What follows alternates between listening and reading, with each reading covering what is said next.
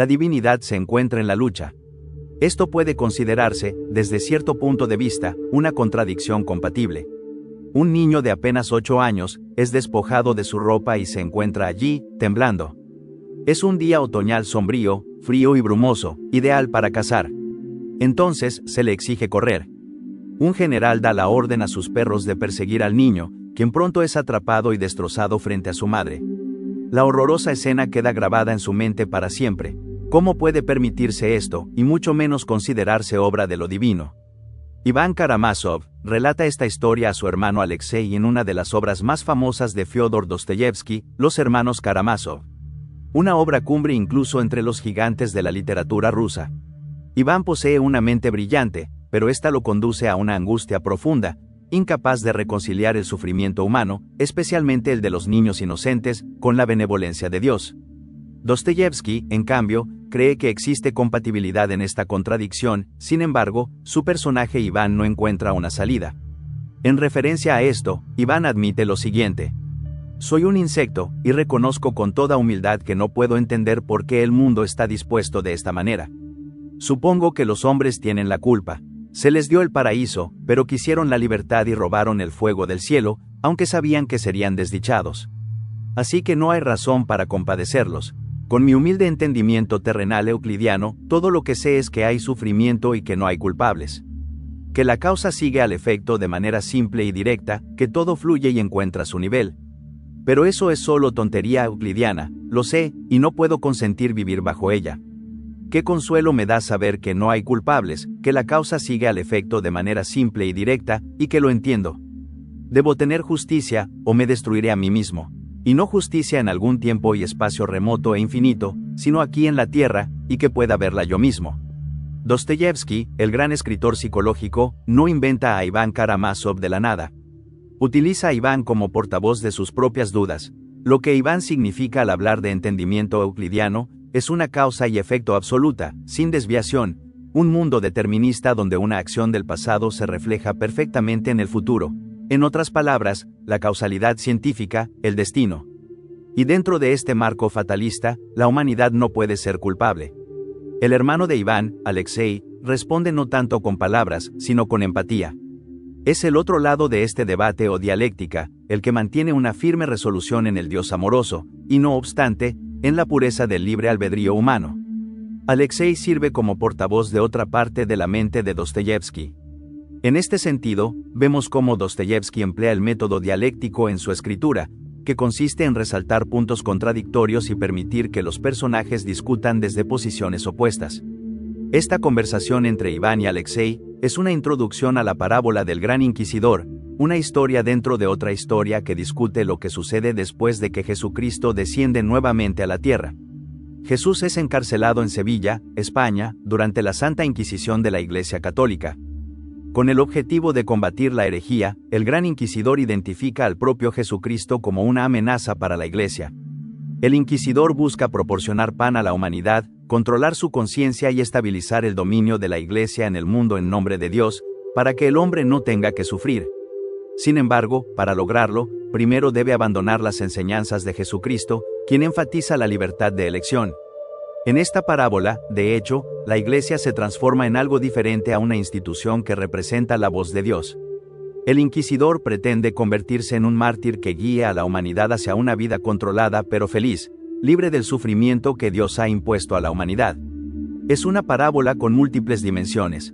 Enfrenta a aquellos que caen en la desesperación, perdidos en la crueldad de la humanidad, con aquellos que mantienen la fe y están dispuestos a sacrificarlo todo por el camino divino hacia Dios.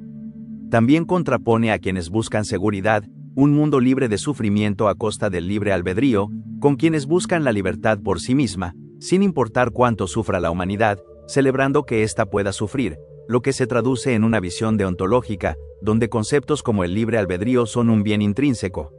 Podemos inferir que Dostoyevsky toma el lado de Alexei, pero lucha con el argumento de Iván. Quizás sea esta misma lucha la que nos permite vislumbrar la divinidad, como cuando el hijo pródigo, en el texto bíblico, alcanza una santidad que su hermano no puede comprender, porque desconoce cuán depravada puede ser la humanidad. Así como una sombra implica una fuente de luz, la lucha implica la esencia de la vida moral. La fe solo puede realizarse en las profundidades de la duda. Como escribió Dostoyevsky, no es como un niño que creo y confieso a Jesucristo, mi Hosana nace de un crisol de dudas. ¿Debo tener justicia o me destruiré a mí mismo? Dostoyevsky juega con el utilitarismo, pero finalmente lo rechaza. El utilitarismo es una posición moral que sostiene que debemos realizar cualquier acción que produzca un resultado final que maximice la felicidad y minimice el sufrimiento. El gran inquisidor en los hermanos Karamazov es un utilitarista. Está convencido de que la Iglesia Católica ha superado las enseñanzas de Dios y busca extender un manto de seguridad sobre el mundo, donde la humanidad no necesite pasar hambre. El inquisidor exige justicia para el sufrimiento de la humanidad, está dispuesto a convertirse en un mártir, e incluso encarcela al propio Jesucristo. Sin embargo, Dostoyevsky insinúa que, en realidad, esto lleva a la destrucción de la santidad humana. Rodion Raskolnikov, el protagonista de Crimen y Castigo, también es un utilitarista. Roba a una miserable anciana rica con la intención de redistribuir su riqueza entre aquellos que la necesitan más. Un acto aparentemente noble y justo. Sin embargo, esto lo lleva por el camino de convertirse en un asesino. En estos casos, Dostoyevsky no elige entre justicia o destrucción, como plantea Iván. Más bien muestra una versión de la justicia que se convierte en destrucción. Ambos padres de Dostoyevsky fallecieron antes de que él saliera de la adolescencia. Fue sentenciado a muerte en un momento por pertenecer a un grupo intelectual radical que discutía libros prohibidos. De manera afortunada, fue retirado del pelotón de fusilamiento en el último momento.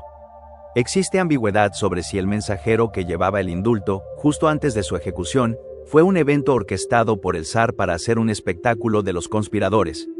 Independientemente de ello, esto inspiró su siguiente obra, El idiota. En lugar de la ejecución, Dostoyevsky fue sentenciado a 4 años en una prisión siberiana, experiencia que relató en Apuntes del subsuelo y la casa de los muertos. Después de eso, pasó 6 años más en el servicio militar en el exilio. Además, desarrolló un debilitante problema con el juego, y, por si fuera poco, padeció convulsiones durante la mayor parte de su vida. Está de más decir que era un hombre que conocía la lucha. La segunda novela escrita por Dostoyevsky, El doble, está influenciada por el estilo de escritura de Nikolai Gogol. Cuando se publicó por primera vez en 1846, recibió críticas abrumadoramente negativas. Cabe destacar que es una de sus obras menos conocidas. Esta se lee como un sueño febril, describiendo una desesperación y angustia mental en el protagonista que solo alguien que ha experimentado un sufrimiento similar podría producir. El doble sigue a Yakov Petrovich en sus intentos de congraciarse con sus superiores, tratando de ascender en la jerarquía como un burócrata de bajo nivel. Es especialmente doloroso leer los esfuerzos ansiosos de Petrovich por hacerse más agradable, solo para que estos fracasen estrepitosamente. Me resulta increíblemente apreciable, ya que constantemente comete actos vergonzosos que lo hunden aún más en tendencias antisociales. Como resultado, termina cometiendo más errores en su desesperado intento por obtener la aprobación de los demás, hasta que se quiebra y aparentemente comienza a ver un doble de sí mismo. Al principio, se hace amigo de su doble, quien puede o no existir realmente. Sin embargo, con el tiempo, comienza a resentirse y odiar a este doble por manipularlo y encantar a todos sus amigos y compañeros de trabajo, reemplazando lenta pero seguramente el lugar de Petrovich en la sociedad. Hay exactamente un extracto del doble que relata el sentir del protagonista, y cito: fuera de sí por la vergüenza y la desesperación, el totalmente arruinado, aunque perfectamente justo señor Petrovich salió corriendo desesperadamente hacia donde el destino lo llevara. Pero con cada paso que daba, con cada golpe de su pie en el granito del pavimento, surgía como si saliera de la tierra otro señor Petrovich, exactamente igual, con una depravación de corazón repugnante. Y todos estos Petrovich, precisamente similares, comenzaron a perseguirse unos a otros en cuanto aparecían, estirándose en una larga cadena como una fila de gansos. La interpretación más obvia es que Petrovich está alucinando a su doble, especialmente porque gran parte de lo que ve contradice lo que sucede después. Muchos críticos literarios han especulado que sufre de esquizofrenia, pero para mí se asemeja más a un trastorno disociativo con alucinaciones, tal vez experimentando también despersonalización, observando sus propias acciones desde la distancia, como si se viera a sí mismo desde fuera de su cuerpo. Dostoyevsky escribió, en Crimen y Castigo, lo siguiente: no seas demasiado sabio, lánzate directamente a la vida sin deliberación. No tengas miedo, la corriente te llevará a la orilla y te pondrá de nuevo en pie. La obra más famosa de Dostoyevski es Crimen y Castigo. Publicada en entregas mensuales a lo largo de 1866, reúne simultáneamente múltiples géneros en un fascinante estudio de carácter de Rodion Raskolnikov, un estudiante extremadamente brillante pero mentalmente inestable que sufre delirios de grandeza. Sus delirios, combinados con un fuerte impulso moral, lo motivan a robar a una anciana prestamista avara, argumentando que el dinero generaría más bien en sus manos y entre otras personas empobrecidas. Raskolnikov defiende que existe un derecho al crimen para un grupo selecto de hombres extraordinarios que funcionan en interés de un bien social superior. Una especie de Napoleón con el derecho moral incluso de matar. En el acto de robar termina asesinando a 2 mujeres con un hacha, una escena espantosa. A partir de ahí, la historia toma un giro hacia un juego psicológico del gato y el ratón entre Raskolnikov y el detective Porfirio, los dos intentando superarse el uno al otro, uno para escapar de su crimen y el otro para descubrirlo. Eventualmente, el libro da otro giro, donde Raskolnikov enfrenta sus pecados, recibe castigo y emprende un camino hacia la redención. Aunque el libro se titula Crimen y Castigo, creo que la segunda mitad habla más sobre el camino hacia la redención que sobre el castigo en sí. Dostoyevski se esfuerza por desentrañar cómo alguien puede reconocer y limpiarse de los pecados de su pasado, si es que puede hacerlo. Al igual que Iván Karamazov, Raskolnikov también posee una mente intensamente brillante, lo que lo lleva a idear todo tipo de ideas ingeniosas. Después de su crimen, muestra poco reconocimiento de culpabilidad personal y cree estar justificado. Sin embargo, a medida que avanza la historia, comienza, poco a poco, a aceptar sus acciones.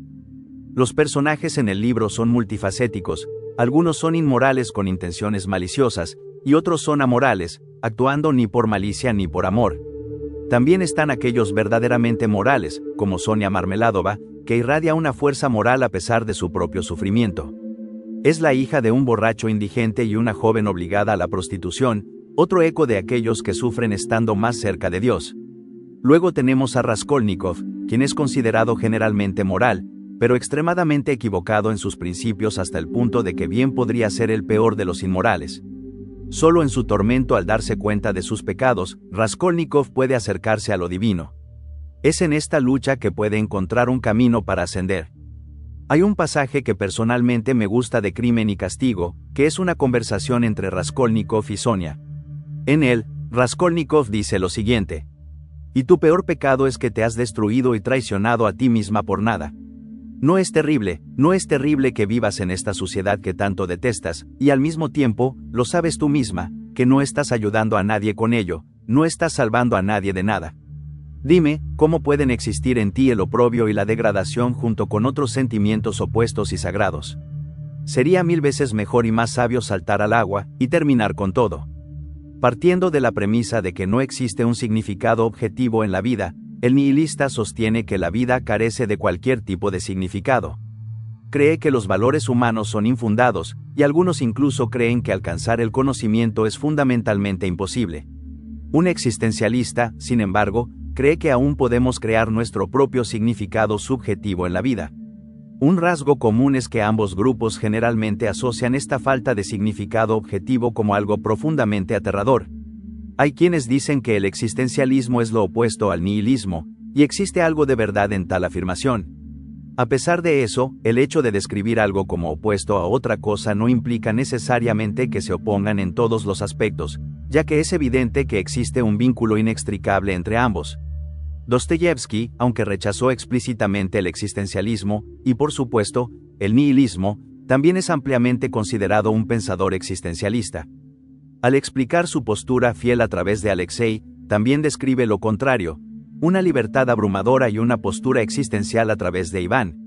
Dostoyevski dudó a lo largo de toda su vida, por lo que tiene sentido que en diferentes momentos haya canalizado hacia algún extremo entre el significado objetivo divino y la falta de un significado establecido en el mundo, aunque públicamente se le conoce por estar del lado de los piadosos. Yo personalmente sospecho que Dostoyevski era un existencialista moderado, lo que significa que este concepto era tan nuevo en ese momento que, aunque esencialmente describe muchas características del existencialismo y su sufrimiento asociado, lo llama un camino hacia Dios en su lugar.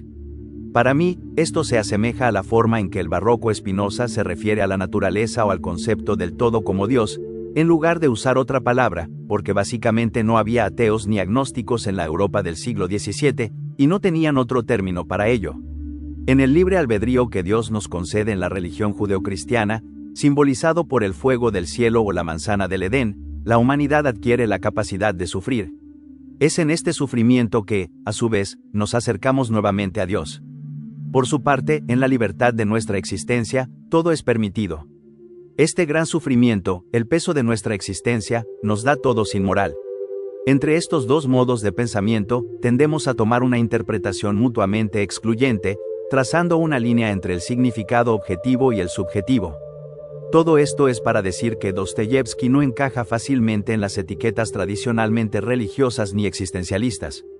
Dostoyevski también tuvo un impacto significativo en los principales pensadores existencialistas y nihilistas, como Nietzsche, Sartre y Camus. Estos filósofos esencialmente sentaron las bases de cómo vemos el existencialismo y el nihilismo modernos.